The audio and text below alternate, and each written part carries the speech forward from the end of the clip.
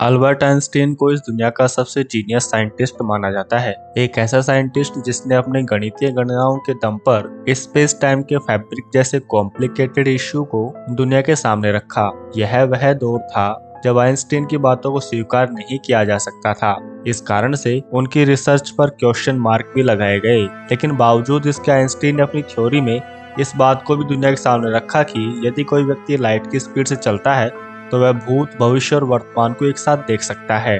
लेकिन आइंस्टीन ने जिस तेजी के साथ दुनिया को भविष्य के दर्शन करवाने और भूतकाल की गलतियों को सुधारने की उम्मीद की किरण दिखाई, उसी तेजी के साथ उन्होंने ये कहते हुए उम्मीदों पर पानी फेर दिया कि इस ब्रह्मांड में लाइट की स्पीड से तेज किसी भी चीज की स्पीड नहीं हो सकती और लाइट की स्पीड तक पहुंच पाना या फिर इस स्पीड को क्रॉस कर पाना पूरी तरह से इम्पॉसिबल होता है। उस समय आइंस्टीन की थ्योरी पूरी तरह से कैलकुलेटेड थी। उस समय उनकी थ्योरी को एक्सपेरिमेंटल प्रूव नहीं किया जा सकता था, लेकिन आज आइंस्टीन की थ्योरी को एक्सपेरिमेंटल तौर पर सिद्ध किया जा चुका है।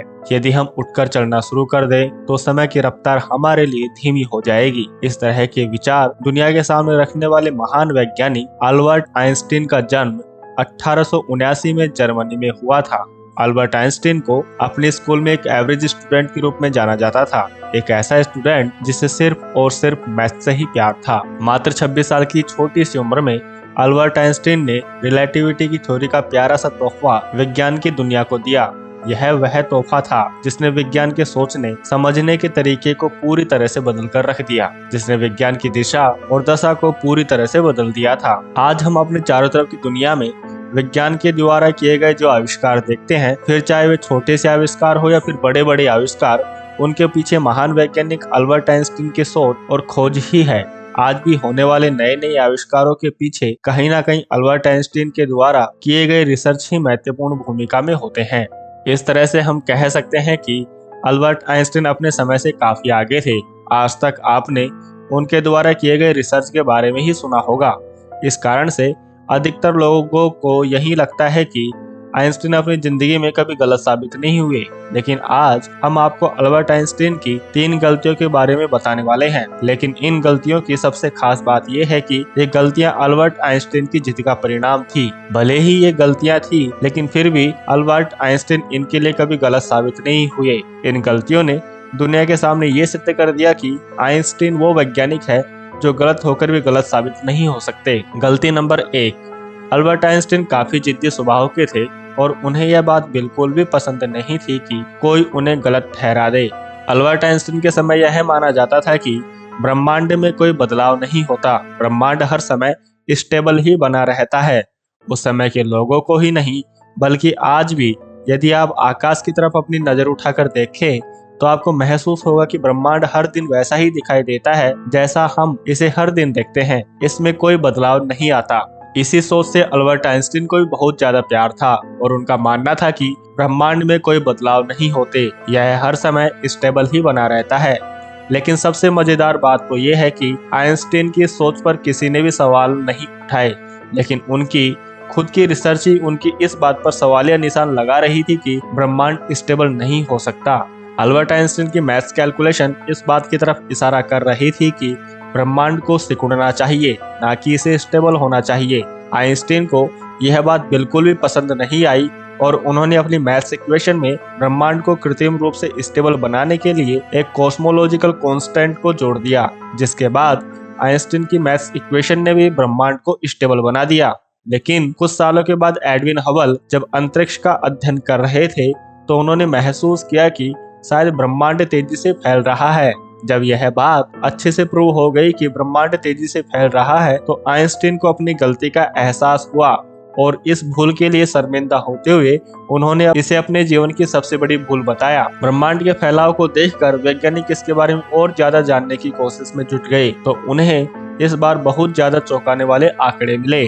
पहले तो वैज्ञानिकों का यह मानना था कि अपने जन्म के बाद से लगातार गुजरते समय के बाद ब्रह्मांड के फैलने की स्पीड कम हो रही है, लेकिन बाद में पता चला कि ब्रह्मांड में कोई ऐसी पावर है जो ब्रह्मांड को सिकोड़ने के बजाय उसे तेजी से फैला रही है और यह स्पीड समय के साथ और ज्यादा तेज होती जा रही है। इस एनर्जी को वैज्ञानिकों ने डार्क एनर्जी नाम दिया। अब अनजाने में ही सही, लेकिन यह सिद्ध हो गया कि आइंस्टाइन के कॉस्मोलॉजिकल कांस्टेंट का अस्तित्व इस दुनिया में मौजूद है।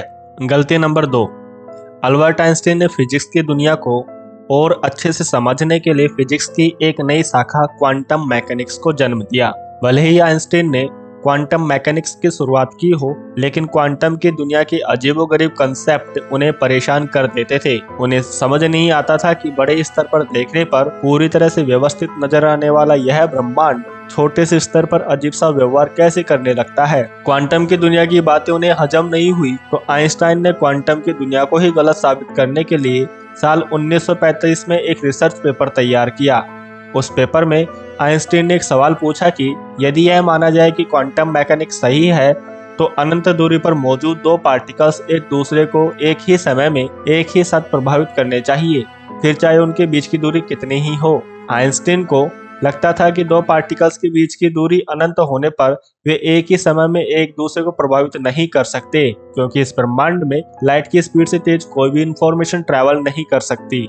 सीधे तौर पर कहें तो आइंस्टाइन ने क्वांटम मैकेनिक्स को गलत साबित करने के लिए क्वांटम इंटेंगलमेंट की अवधारणा को दुनिया के सामने रखा। लेकिन इसे आइंस्टाइन का दुर्भाग्य कहें या फिर उनकी अच्छी किस्मत कि बाद के कुछ सालों में वैज्ञानिकों ने क्वांटम इंटेंगलमेंट की अवधारणा को एक्सपेरिमेंट के आधार पर सही साबित कर दिया और पाया कि दो इंटेंगलमेंट पार्टिकल एक दूसरे को एक ही समय में एक साथ प्रभावित कर सकते हैं। एक दूसरे के साथ इंटरेक्ट करते हुए इन एंटेंगलमेंट पार्टिकल्स के लिए ब्रह्मांड की दूरी कोई मायने नहीं रखती। इस तरह से यह साबित हो गया कि क्वांटम मैकेनिक्स सही है और ऐसे पार्टिकल्स एग्जिस्ट करते हैं जो अनंत दूरी पर मौजूद होने पर भी एक दूसरे को एक ही समय में एक साथ प्रभावित कर सकते हैं। इस तरह से एक बार फिर आइंस्टाइन की गलती ने उन्हें एक नई खोज का श्रेय दिला दिया। शायद आपको यहाँ ऐसा लग रहा होगा कि इंटेंगलमेंट पार्टिकल्स अल्बर्ट आइंस्टाइन के स्पीड ऑफ लाइट के उस बैरियर को तोड़ देते हैं जिसके लिए आइंस्टाइन ने कहा था कि स्पीड ऑफ लाइट से तेज इस यूनिवर्स में कुछ भी ट्रेवल नहीं कर सकता, और एंटेंगलमेंट पार्टिकल्स तो खुलेआम इस बैरियर की धज्जियां उड़ा रहे हैं। इस तरह से तो अल्बर्ट आइंस्टाइन की थ्योरी ही गलत साबित हो गई। लेकिन ऐसा नहीं है, एंटेंगलमेंट पार्टिकल किसी भी तरह से स्पीड ऑफ लाइट के बैरियर को नहीं तोड़ते। लेकिन ऐसा कैसे हो सकता है? इस सवाल के जवाब के लिए नीचे दिए गए कमेंट सेक्शन में कमेंट करें ताकि हम आपके लिए इस पर एक नया वीडियो तैयार कर सकें। गलती नंबर 3, अल्बर्ट आइंस्टाइन को उनके जीवन की सबसे बड़ी सफलता एक नए आयाम के साथ काम करने पर मिली थी। आइंस्टाइन से पहले दुनिया 3 आयामों लंबाई, चौड़ाई, ऊंचाई के अस्तित्व को ही स्वीकार करती थी, लेकिन आइंस्टाइन ने अपनी थ्योरी को समझाने के लिए एक नए आयाम टाइम को भी जोड़ा, जिसके आधार पर आइंस्टाइन स्पेस टाइम के फैब्रिक को समझाने में कामयाब रहे। साल 1919 में आइंस्टाइन को तब धक्का लगा जब थियोडोर कलुजा नाम के एक व्यक्ति ने उन्हें पत्र लिखा और कहा कि यदि हम 4 आयामों के साथ एक नए आयाम को और जोड़ लेते हैं तो इस तरह से बनने वाले 5 आयामों की दुनिया में ग्रेविटी और लाइट का डिफरेंस पूरी तरह से मिट जाएगा, क्योंकि 5 आयामों की दुनिया में ग्रेविटी और लाइट एक सिक्के के 2 पहलुओं की तरह काम करती हैं। आइंस्टाइन जानते थे कि उन्होंने रिलेटिविटी की खोज एक नए आयाम को जोड़कर ही की थी, लेकिन पता नहीं क्यों आइंस्टाइन थियोडोर कलुजा के द्वारा एक नए आयाम के जोड़े जाने से खुश नहीं थे और उन्होंने उस पेपर को करीब 2 साल अपने पास ही रखा। बाद में उन्होंने बेमन से उस पेपर को एक लोकल मैगजीन में छपवाने के लिए दे दिया। उस समय भले ही आइंस्टाइन ने अनमने मन से इस पेपर को पब्लिश करवाया हो, लेकिन आज यह बात सिद्ध हो चुकी है कि स्पेस टाइम कॉस्मिक स्ट्रिंग से मिलकर बना है, जो 4 या 5 आयामों पर काम नहीं करता, बल्कि यह 11 आयामों पर काम करता है। जब ये कॉस्मिक स्ट्रिंग अलग अलग तरह से वाइब्रेट करती हैं, तो इसके कारण ही अलग अलग पार्टिकल्स नजर आते हैं। आज वैज्ञानिक इस बात को अच्छे से समझते हैं कि स्ट्रिंग थ्योरी को समझने के लिए हमें 11 आयामों की जरूरत होगी। जीवन में हार जीत, सही गलत फैसले चलते रहते हैं, लेकिन मैं ही सही हूँ इस तरह से हट करके नहीं बैठना चाहिए। अल्बर्ट आइंस्टाइन एक जीनियस साइंटिस्ट थे, लेकिन वे खुद को गलत साबित होते हुए नहीं देख सकते थे, इसलिए उन्होंने उस समय जिद करके कई गलत फैसले लिए। सोचो यदि आइंस्टाइन ने उस समय जिद छोड़कर काम किया होता और दूसरे लोगों की रिसर्च को स्वीकार किया होता तो शायद आज फिजिक्स की दुनिया पूरी तरह से बदल चुकी होती। शायद आइंस्टाइन अपनी जिद को छोड़कर कुछ और भी नया खोज सकते थे। आपको हमारा यह वीडियो कैसा लगा? नीचे दिए गए कमेंट सेक्शन में कमेंट करके जरूर बताएं। वीडियो पसंद आने पर चैनल को सब्सक्राइब और वीडियो को लाइक जरूर कर दे। साथ ही साथ बेल आइकन को भी दबा दे ताकि हमारी हर वीडियो मिले सबसे पहले आपको।